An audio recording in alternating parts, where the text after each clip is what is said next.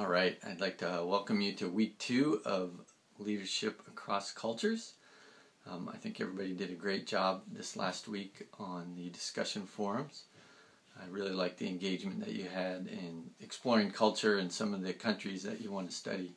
We had, I think, 20 different countries out of the 30 or so of you that you've chosen across 4 continents: South America, Europe, Asia, and a couple from the Middle East. So it'll be pretty exciting to hear all the things that you guys discover as you look at the different cultural dimensions in these cultures that you do for your final projects.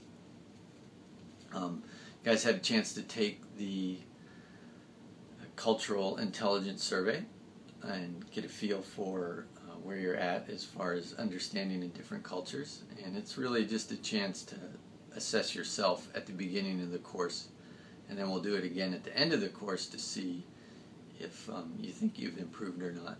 It's a self-assessment, so you know what you feel about it going in and what you feel about it going out is really up to you, but I think it'll maybe give you a gauge as to whether this course has helped you understand more about cultures. It's not really directly tied to anything that we learn. It's just kind of a general overall survey of what do I know about other cultures and how comfortable do I feel working in them.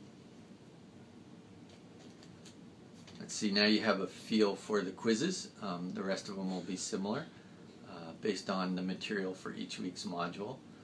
I noticed some of you took them multiple times, and that's okay because I wanted you to use them as a learning tool, and I also use it as an accountability of the material to know that you're reading it. It's not so much about, hey, can we learn some material, cram it in our head, and then spit it back out on a test, but it's hey, can I master the material? Do I really know this well enough so that I can maybe explain it to other people? So this week we're going to study Geert Hofstede. He's probably the grandfather of cultural dimension models. His was not the first, but really the first one to do a large amount of countries. He did some studies for IBM in the late 60s and early 70s. He surveyed about 116,000 employees in initially 40 countries and then eventually 72 countries. He derived 4 dimensions of culture. He didn't come up with them ahead of time, but kind of discovered them through the statistical analysis of the data. That's power distance, individualism, collectivism, masculinity, femininity, and then uncertainty avoidance. And then later, working with 2 other colleagues, which you'll discover, he came up with the long versus short-term orientation. And then the most recent one, indulgence versus restraint. So we'll look at these 6 dimensions. I've given you a bunch of readings and videos to include some interviews and talks by Geert Hofstede himself.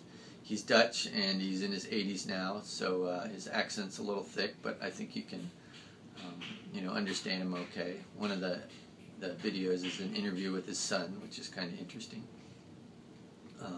Giving you a couple articles. This is the main model that I use in an undergraduate course, and we read the other book that I mistakenly, left on the syllabus. But this is probably the seminal cultural dimension model, and I think it'll give you a good feel for the other ones as we look at them throughout the rest of this course. So, engage the material. I've given you lots to read, some summaries that I've done, lots of pictures, videos. Again, we have a discussion forum this week about the Hofstede model, and there'll be, of course, a quiz on the material as well.